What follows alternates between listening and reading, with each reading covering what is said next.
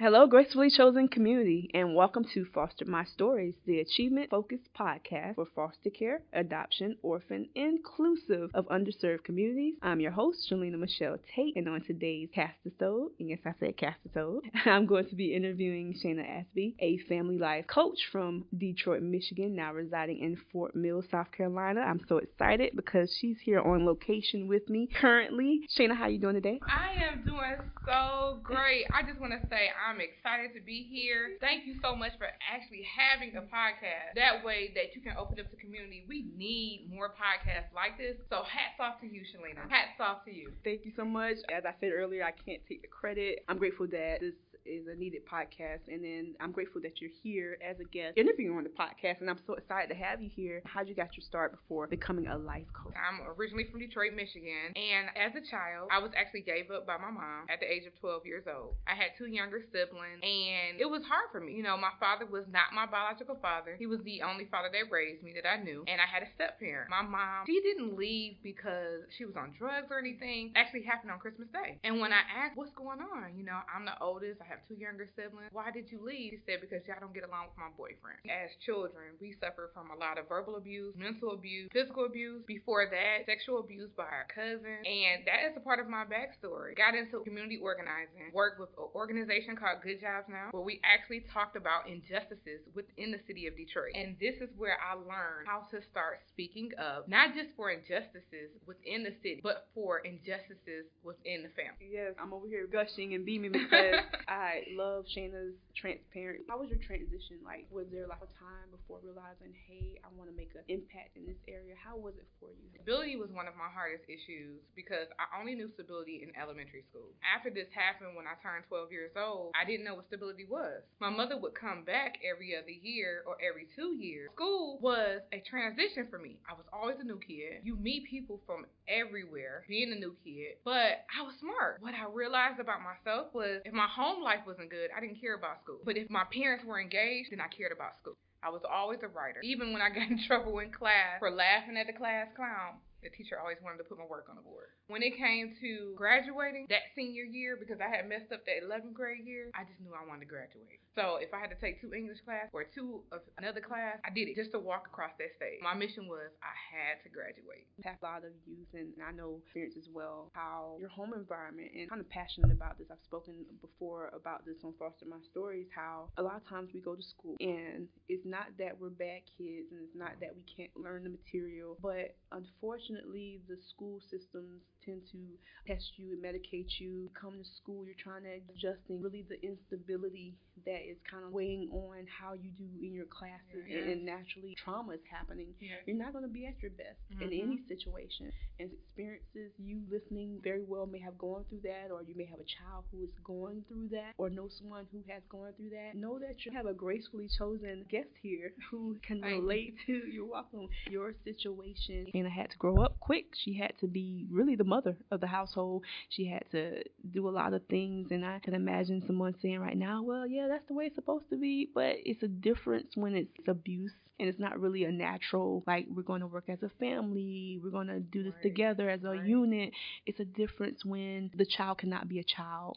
They're forced to grow up beyond their years, and in mostly more ways than one. And as Shana, touched on earlier, in a lot of ways that shouldn't have not been happened. And then unfortunately the physical abuse, she has her siblings there, she's trying to maintain with her siblings, and then also school, and then she basically had 3 full-time jobs, family, herself, and school. A lot of times, we meet people along the way, and they have these dynamic careers and dynamic things going for them, and really don't always hear their backstory of how they got there. So that's why on today's Foster My Story, I wanted to dig deeper, be transparent, which she's already doing, about how she got to several points in her life. Okay, you've already just got through it with your mom, and then that whole altercation, but then your dad, who you were, I know he's not your biological, but he was like a father figure. Right. And then for him to come out and flip the script, that had to have been devastating. And so, because you're the oldest, you really don't have anybody else to turn to. Right. And it's like, you decided to leave. What happened after that? Did you decide to leave? And then if so, where did you go? What happened from that point?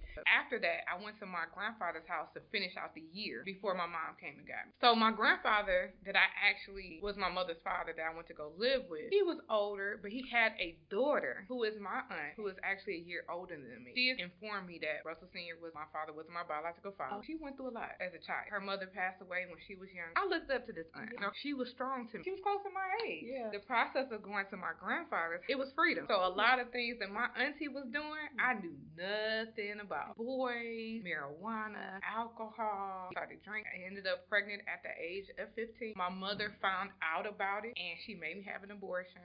Now my family was shocked, first of all, because my auntie always get in trouble. Not Shane. They blamed her. They didn't blame me. And I was like, oh, I'm gonna have somebody who loves me. Yeah. And I'm going to raise this baby to love me. I'm going to be the best parent. I went through a lot in that process, too. And that was right before my mom came to get me. Testimony on top of testimony. And that's why I'm so grateful to have Shana here with me today. You can call this the Keeping It Real episode. Yes.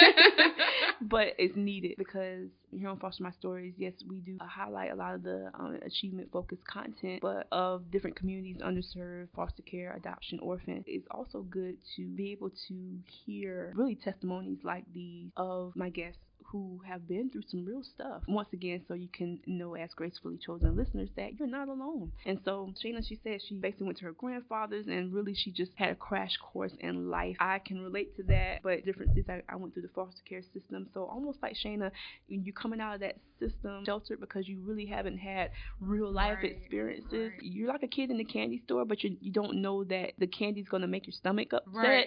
So yeah, and so you're looking at boys, you're googly eyed, and anything can happen. Of course, she said how I have a little person, they're gonna be the love of my life. Yeah. Authority that was over her, it was saying get rid of it. Of course, I could never speak to that situation, but that's a testimony in itself. I believe Shana went through that because her testament is for any of you listeners out there, or anyone really who may have gone through that or who are at the breaking point of that right now, to know that, hey, you're not alone. Yeah. Shana, I can't imagine the emotional state you were in. What was your state like? Did you go into like an oppression, depression, or how was it for you? And then what was the recovery? It was hard just thinking, okay, I have this baby one day, I don't have this baby another day. It was more of, I was embarrassed just to be that teen and being pregnant. It hurted that I had to lose a child. Still fresh to me, but my world is still going because I live in this neighborhood that wasn't the best. Threw myself out there and I create this mass, so it makes you more promiscuous. Things that you shouldn't be doing. There was hanging with the drug dealers, hanging with older guys. I can remember being 15 and a guy would try to talk to me, oh, I'm 19. Things like that. It made me become somebody else that I shouldn't have become. My mother was very high class, so I still had that piece in me. I knew how to reserve, pull back, and come forward. It took a lot out of me, but that was when I started becoming my alter ego. And I call her Red. It took on a life of its own. And I've talked about this briefly on another episode, when you go through really any type of trauma, whether it's emotional, physical, sexual, mental, and of course when we're going through these things, you can't really see it this way. A lot of times this revelation comes much later on in life, but all of those are really a type of warfare that we have experienced.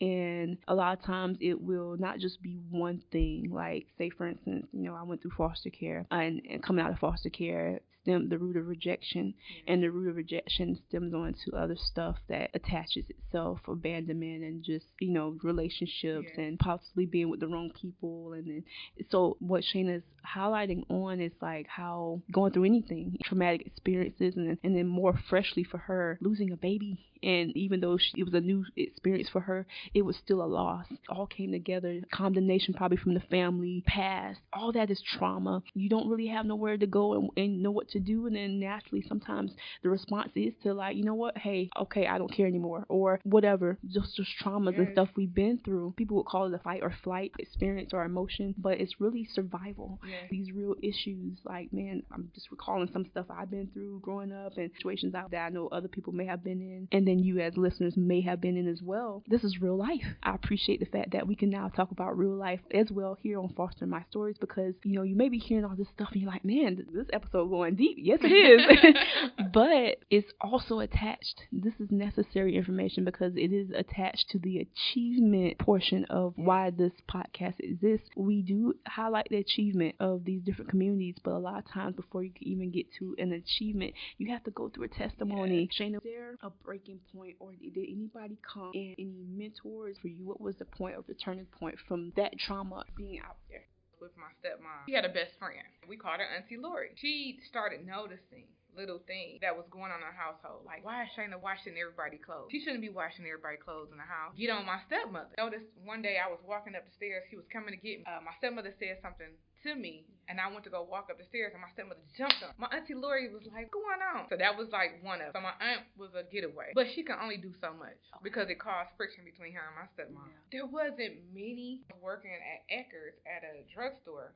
And this young lady was there. Her name was Tanya. And I looked at the Tanya like a big sister. And it just so happened that my boyfriend was her cousin. Her family and her became my other family. At this point in time, my boyfriend moved down the street. But I didn't see my mother. So I wouldn't see my mother for like months. I'm in this apartment by myself. Hardly ever see my mom. But this family over here took me under their wing. When they took me to South Carolina, North Carolina, I can remember. That was the first time I ever in my life saw what family was. I saw women in the kitchen making biscuits from scratch. And I was walking through the house and I was just looking. That was God. That was my first experience of family. When I relocated back to Detroit my senior year, another woman came to my life. I had an ex-boyfriend. I always dated the bad guys. That was another one of my faults. His mother was just a great person. Had a beautiful heart. Called me. I was trying to keep her son out of trouble. I used to go in the houses and pull him out. I used to go in the neighborhood and find him after school. Yeah. I used to hear about him all the time. And I'm in high school. Nobody would mess with me because they knew I'm Thomas' girl.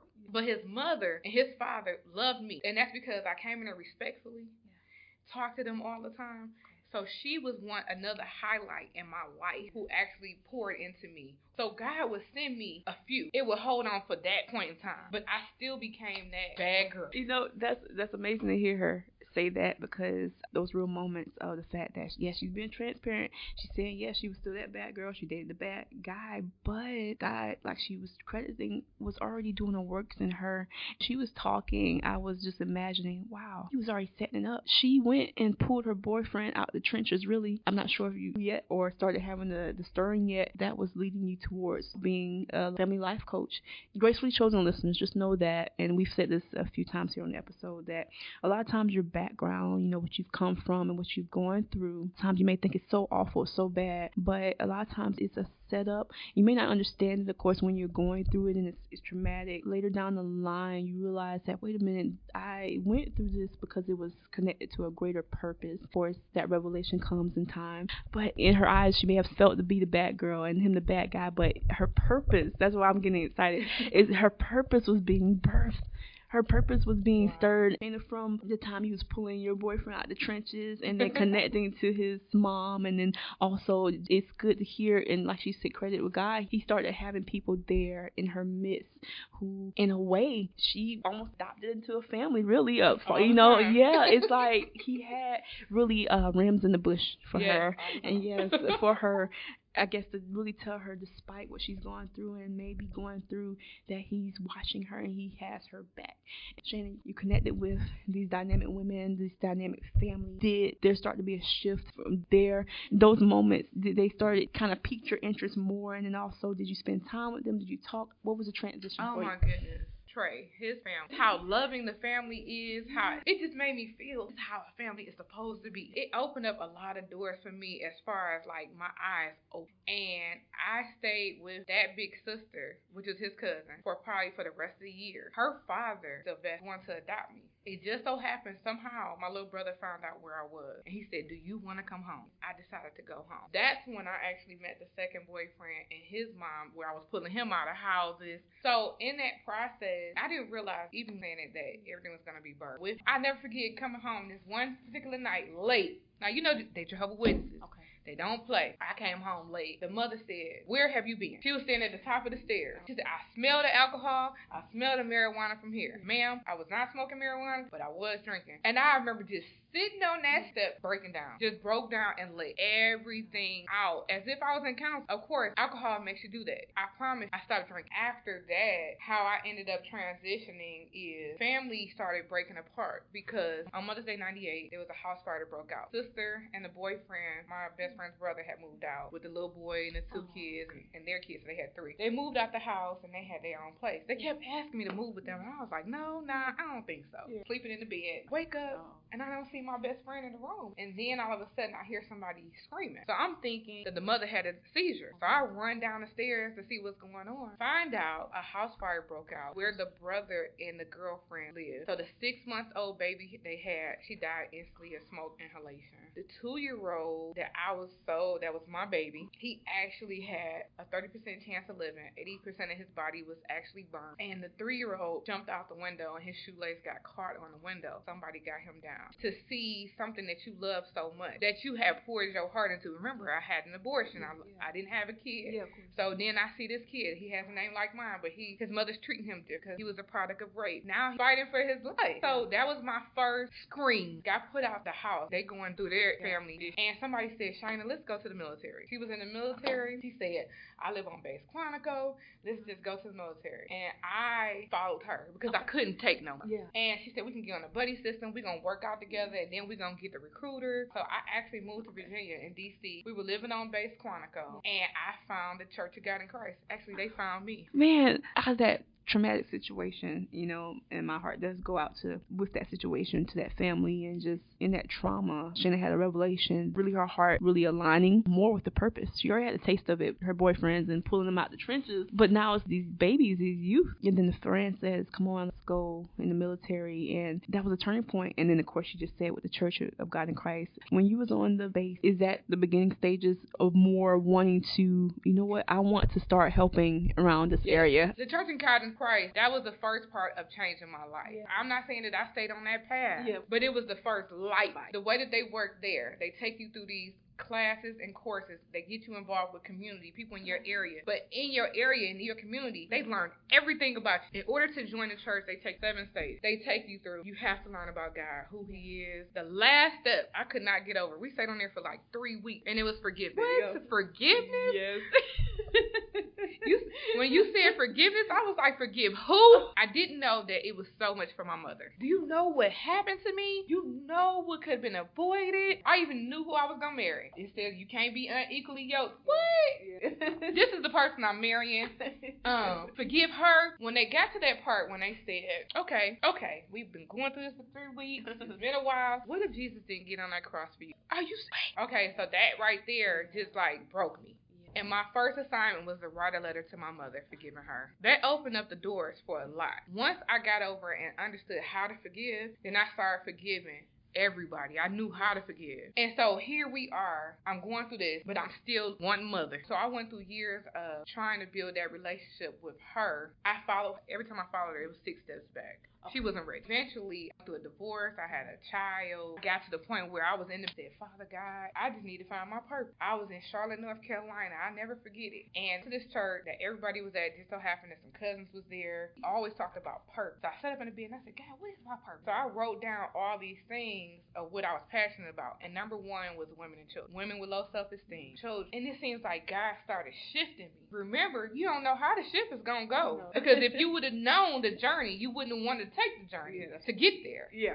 After divorce, I had a 2-year-old. I still came this person, moved to Atlanta, want to party all the time. It was different transitions then, but God kept calling me. I'm talking about even to the point where I had a dream one night talking to a young lady on the side of the road, and she said, your car tire is out. And I said, yeah, okay, thank you. In the dream. So the next morning I got up, I had a Mitsubishi Eclipse. I started kicking the tire. Yes. GT. Do you know that particular week I was driving and I was so tired? One of my mentors, another one, Barbara, he said, Shana, you need to stay here and go to sleep. She had a mental illness problem. But I love this woman. And I could not stay there with her because I knew I wouldn't get no sleep. And I said, no, I'm going home. And I remember driving, and the way that the road is set up in Atlanta, a lot of times you can't see over the hill. And as I drove over the hill, I realized I was in the median. It was a gravel. So when I went to go turn the wheel, an 18-wheeler came by and knocked my car over into the lane. Had it been any sooner, I'd have been gone. I was so shook. I pulled over to the side. He was going so fast, he had to walk back. On the side of the road, and this truck pulled up, like in my dream. A lady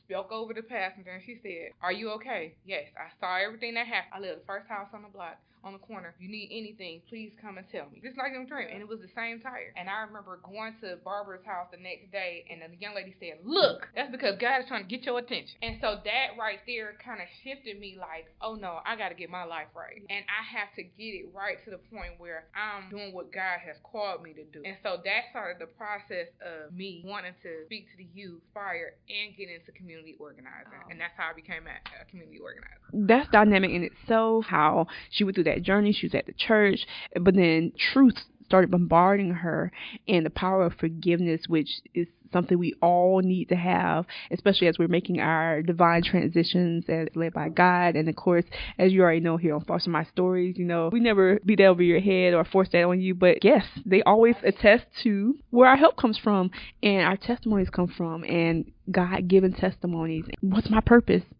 Sometimes we go through these things, and a lot of times we go through our, situations, our past, and then it gets us to that point of, why am I here? What's my purpose? And when you start to ask those questions, and especially when you're desiring a divine answer, the revelation will come. It wasn't until she was able to step into the forgiveness, really, which aligned her into her purpose. Just hearing how she said she had to come to write that letter, I imagine that was breakthrough, a much needed, her dynamic service that she has. Beautiful by Shana. I'm going to let her expound on the services that she offers. When it comes to children who have traumatic experiences and don't have that really family knit bond, in this process, I lost my father in 2002 to a motorcycle accident. Then I lost my brother in 2012, 28. I lost him in a car crash. It was a lot of things that went on in between there. I'm a community organizer. Just my cousin came downstairs. She was like, during my brother's funeral, said, Shana, all your brother wanted to do was be a sister. That's all he wanted. The last thing I said to him was, I love you. When I said I love you, then I called him back. I said, did you hear me say I love you? I had already got my peak. But when she said that to me, I went upstairs crying. I said, all he wanted me to do was be a sister. I called up all my brothers and sisters. I said, you know what? From today on, all y'all issues, y'all have y'all mother, everything that y'all going through, y'all need to talk to your mother. I'm no longer your mother. I'm your sister. I called my mother. I said, look here. From today on, I'm no longer your mother. I'm your daughter. Changed me. I gave it all back. God allowed me to do that. But in that process, I started realizing how many other children were going through this. And as you know, when we don't have that strong connection or family background, or that rooted foundation, we go through things. We don't know who to turn to. Sometimes we don't have households that we can go to. I'm living from pillar to post, living with different people, because my father's deceased now, so I'm living with my brother. This household might not be right. So God kept putting me in different people's households to see how their family was interact and what I was in them. So I saw a lot going through those different households. I used to cry because I could not gain my footing with my son on my own to be stable, going through the welfare system. Had to give him back to his dad a couple of times, my son, because I didn't have the stability, or because my mother would put me out, or different things like that. So I said, you know what, God, I have to create. Family is my passion. I have to create this program, and he just started putting it in my spirit, this program. So the program is called The Right to Knowledge. The Right to Knowledge actually has pillars.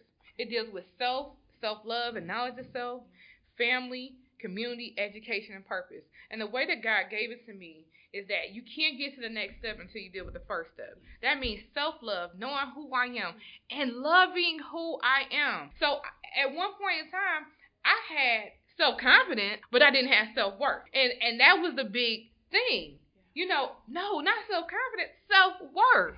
It had to come together. So once I learned self-worth and understood who I was and loved myself internally and externally, I started treating myself better. So then it was family. In my family, I'm the oldest. I was going through Detroit correcting them where they were wrong. And I'm saying? Like, no, you're not supposed to do this. No, you can't be comfortable doing this. Yes, it may seem like I was being the boss at the time. I wasn't being the boss. I saw you, and I'm not going to let you get hurt. So I'm going to protect you, but I'm going to keep moving. So then that's when I realized it's not about, I can't change my family. They got to want to change for themselves. But I can be that spark. I can be that spark. So whoever I am within the family. So that's where family comes in. Understanding who you are within the family, to understand that part, and then community. Because if I know who I am within my family, I can expound on community. I pick up mothers, play mothers, and fathers ever since I was a kid. This is my auntie. This is my aunt. So then I realize that what I do within myself, it affects the next person. What I do within community affects the next person. I affect the community, and so does the community affect me. So, because we're all connected. That's the pillar of community. Then the next one is education. Understanding that we're going to always be learning for the rest of our lives. And that process in learning and experiencing will lead to what? Growth. Spiritually, mentally, and physically. We're supposed to always evolve. Especially spiritually. Especially mentally. And sometimes we get in those traumatic experiences and we get trapped. So after community and education, it's purpose. It's to help people align with what their purpose is, because they done got all the rest of that out the way. They done understood that they connect to self, family, community, and then education, and to purpose. And that's where the program, The Right to Knowledge, has come from. And then me wanting to be a family life coach and creating other processes in the steps of still going through life, emergency crisis prevention, and creating workshops where I can help other women to know their virtue. Can I say to know their virtue? To know their virtue. For men to know their valor. And to understand that they are connected to self and community, and they have a purpose within this life. So if I can create workshops, emergency crisis prevention workshops, that will help you not go in that apartment, that abandoned house, help you not go to that club, or help you to say, you know what, this girl is not really interested, because that's how some guys end up in situations they shouldn't be into, then I'm going to create those ways. To understand what it is to be self-defense. You know, I was in a situation in 2016 where I was kidnapped, and raped. And I didn't know what to do. God saved me. My son saved my life. You can look it up on the news in Charlotte. I was in a shelter at the time because, again, didn't have that family foundation, didn't know who to turn to. But it just so happened that I didn't know what to do. So now, emergency crisis prevention. Stop putting yourself in those situations. Learning how to help create women of virtue, men of valor, experience, teaching them about those experiences, but also allowing them to get opportunities and connect to people in the community. Because I build partnerships with people in the community, businesses and organizations of people who can be there, who can be inspirations, and I can teach these pillars within their communities and organizations in order to connect the whole. So that's where this program came from, as far as emergency crisis prevention, and that's where the Right to Knowledge came from, as well as me being a family life coach. I want to see family thrive. I want to see them grow. I want to see them to grow together and help them to make it. So I use my experiences, sibling rivalry, issues with the mother, father issues, daddy issues, different things, and how I survived it to be a spark for that next person. Man, dynamic testimony. Now being able to be a voice in those communities, she had to kind of go through it. A lot of times when you're being prepared to be a voice and really leave a mark in those different situations, it may not seem like it at the time, but when you're being prepared for your greater purpose, a lot of times you'll look back and realize that, oh man, I kind of had to be the forerunner for it first. She had to be the forerunner for it first. Now she can fully understand that, man, God has prepared her for a time such as this to now be so effective in those communities with these women, with these youth, and definitely crisis situations, all situations that she knows about from experience. And I love how really it all circles to the fact that this is a ministry for her. A ministry comes in so many forms. It doesn't have to be in the church. Her ministry is out in the trenches with the community. We had dynamic ambassadors in our Savior who definitely we highlight for these testimonies, who has brought us through so many things as really a view for us to then be able to progress through our lives. I'm so excited. Her program, her organization, and then of course her website, which you definitely can find a lot of what she just discussed on Beautiful by Shana. I encourage you to .com. Check out that website. She's also on Facebook. Her name is spelled ShanaAsby. Look her up on Facebook. She has a dynamic picture with some very good looking strawberries and flowers in the background. look her up, show her some love, and let her know that you heard her today on Foster My Stories, that her testimony really affected you and touched your life. Maybe y'all can connect and network as well. And then if you yourself is wanting to be a part of her services along with the youth, contact her. And this is not the only thing she does. She is a dynamic author. I want to highlight her book that she has here. Check it out as soon as possible. Shay Lorraine's Bubblegum. I'm going to post this on the feed when I get a chance so you can see it. Get it as a gift for your little ones. It is basically saying meet Shay Lorraine. She's an inquisitive little girl who learns about truths and fibs through her little tragedy, Bubblegum. And basically, you can go on the website beautifulbyshana.com to purchase that book.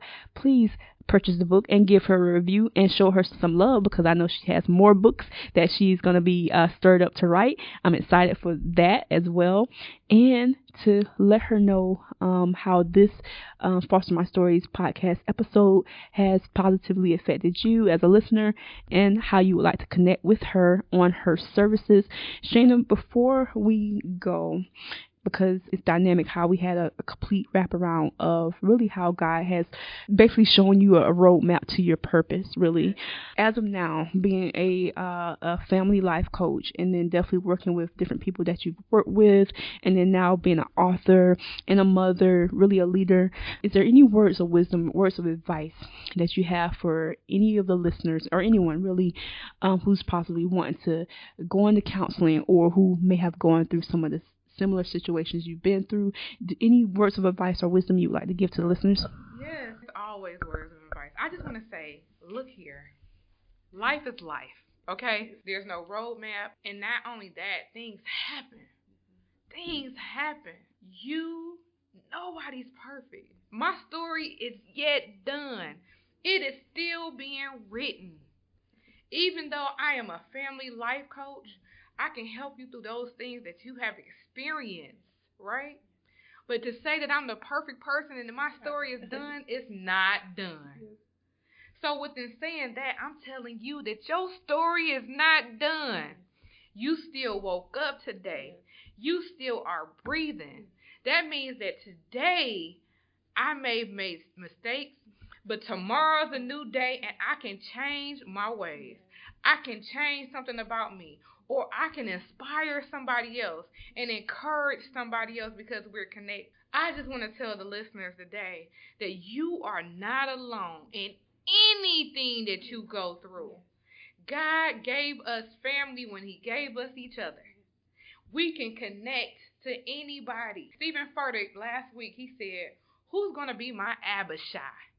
Who's going to be that person that connects to me to help me get through that ministry or that purpose or those rocky times? Because even me as a family life coach, I have another coach. I have mentors. Podcasts like this to get my testimony out there. That is still an Abishai. You're an Abishai. You're an Abishai, Miss Shalina. You're an Abishai. So I just want to tell you, you're not alone. If you have an issue, if you're going through a situation, it could be domestic violence, it could be abuse, because I didn't even touch on those issues and those things. I've experienced those things. Get help. Know that you're not alone. Connect, relate, rebuild. Restoration is yours. God is forgiving. He's a forgiving God. And once you learn how to forgive yourself first, love God, and move forward into your purpose, it's right there. If you need any assistance, like I'm always here, you can look me up on www.beautiful-byshana.com. That's beautiful by B-Y-Shana, SHANA.com. You can reach me at my business number, which is 803-415-9682. 803-415-9682. Look me up on Facebook, Shana Asby. Look me up on LinkedIn. Anybody would tell you, like, I'm always willing to help. If you're an organization, if you're a business, please connect with me. I want to get this message out there. I even want to help other people to inspire their stories and give their testimonies, because it's in their story. It's in their story. The answer is in that story. And so I just want to say I appreciate you, Miss Shalina. You know, having this as an outlet for people to know that people like me exist. So I appreciate you. I commend you for that. I'm honored. I'm honored and humbled to thank you. Thank you. And I'm honored to have you on this podcast and to be able to really listen to a real testimony, a transparent testimony, because it's needed. It's good, to hear the good stuff all the time, but we need to hear how listeners, we need to hear how the guests have gone through their journeys, gotten through their journeys, and then the point is to then pay it forward and help you as well to realize that you may be going through a similar testimony or have gone through setbacks, but you don't have to stay there. Yes. And so what Shana was saying is, yes, please reach out to her, beautifulbyshana.com. Reach out to her on LinkedIn and Facebook. Also, check out her book. Yes, very inspiring. I'm very excited. The little kids would love this. I see the bubble gum stuck in the little girl's hair. Shay Lorraine's bubble gum, which you can also order on beautifulbyshana.com and connect with Shana because her service, her training and workshops touch on a lot of these topics we talked about today. So we weren't just talking about these topics just to talk. They were all testimony and all connected to what is now her service that God has really birthed through her to then now be a testament to you and your family and different communities that have gone through these things, traumas and setbacks and just questions and needing really healing. And she said the key thing that before she could even get to the purpose, it was a time of forgiveness. Yes. And so when you get to understand how to forgive one yourself, and that's a God-given thing that is broken through us daily, God-given thing to forgive ourselves, and then you can forgive others and the stuff that has been hurtful and setbacks and trauma. Then you can start to freely begin to move into your purpose, your God-given purpose. Yes. I'm so excited. If you enjoyed this podcast today as much as I've enjoyed being able to interview Shana on this podcast, please reach out and show her some love. Shana, other than your Shay Lorraine's bubblegum, is there any other projects that's come out related to your service that you are on the books that's in the works for listeners to watch out for? Yes, of course. I am actually a chapter president of Real Sisters Rising. Okay. Real Sisters Rising is an entrepreneurship organization for women. Yes. And so this Saturday coming up, we're having a red hat luncheon. I am the chapter president. We're going to have a guest speaker. Her name is actually Miss Donna Medley. Okay. She is a 4-time book author. She is a 20-year entrepreneur of a hair salon. So she's going to be blessing us on how to build relationships within the business. I'm also working with another guy by the name of Daryl Evans. Okay. He is a martial arts instructor. Yes. And we're going to do a workshop where it's going to be a 2-part where I'm going to give the theory on the emergency crisis prevention training workshop, and he'll give the self-defense class. Oh. So his name is Daryl Evans. That's located in Rock Hill. I'm always working, always building on the next thing. Another one is I want to start, and I'm looking for, if you are out there and you have a story that you want to tell, you want to share, please reach out to me at 803-415-9682.